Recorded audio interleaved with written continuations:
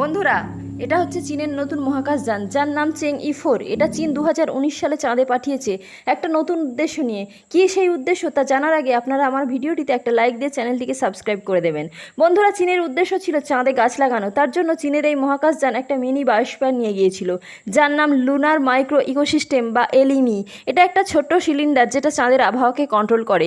কিন্তু সেখানে একটা ঘাটতি ছিল, সেটা হলো চাঁদের মাধ্যাকর্ষণ শক্তি খুবই কম আর সেখানে কসমিক রেডিয়েশন খুবই বেশি। এবার দেখার ব্যাপার, এত কিছুর পরেও কি চাঁদে গাছ লাগানো সম্ভব হয়েছে? হ্যাঁ বন্ধুরা, সম্ভব হয়েছে।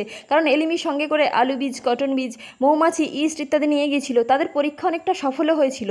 প্রথমে কটন বীজ ছড়ানো হয়, তারপর আলু বীজ, তারপর চারা গাছও জন্মায়। কিন্তু 14 দিন পর সব গাছ মরে যায়। এর সোজাসাপটা কারণ হলো চাঁদ যেভাবে সূর্যের চারিদিকে ঘোরে তাতে সূর্যের আলো চাঁদের ওপর 14 দিন থাকে।